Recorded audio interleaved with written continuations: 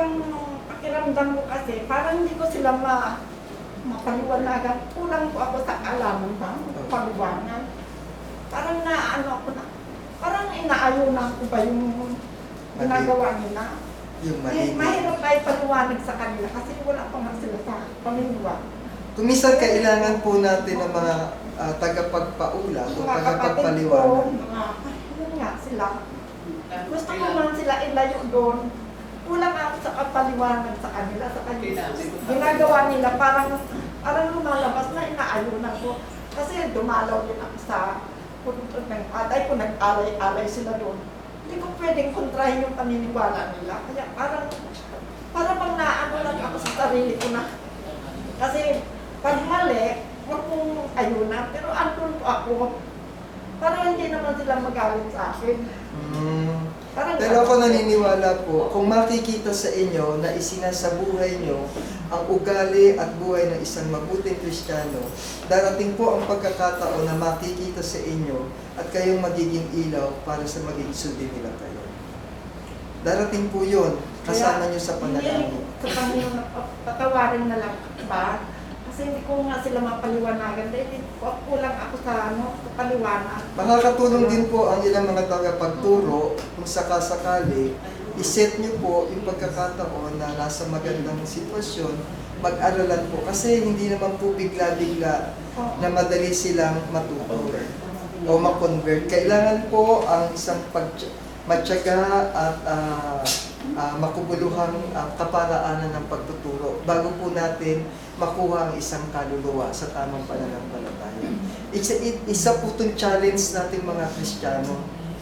Napakahirap po na isang Kristiyano, lalong-lalo na sa panahon na kung saan ay kumikilos ang kalaban po ng ating Panginoon. Nakakatuwa po na tayo ay nagsisimulang magsipagtanong. Sana po sa mga susunod.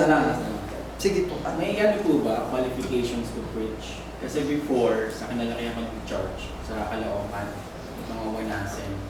So they give us a chance to share the Word of God. Like mamumuna, like you're doing po. So like, meron kami every Sunday, like pagbawa ko, every Sunday, then I'll study, then si brother naman, next Sunday. So, yeah, kasi naalala ko yung sabi ni Brother Wheeler na since ikaw yung nag-share, mas malaki yung ano mo, kasi yung responsible. Kasi marami yung soul na madadamay. So, on our end, parang we, parang biglaan we force ourselves, hindi naman force, parang we give ourselves opportunity to study.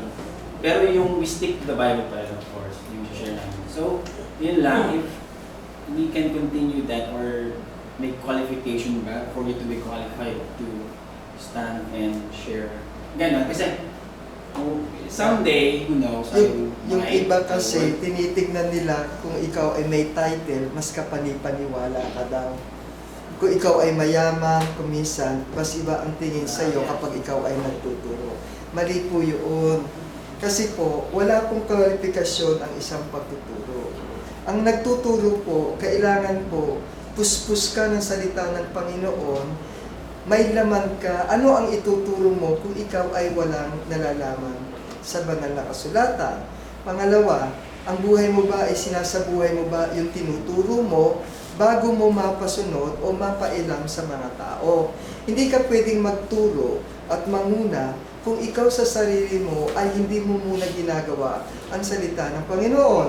Pangalawa pa po, ano yung qualification? Ang title is just a title. Meron pong mga nag-aral, ngunit walang alam sa salita ng Panginoon.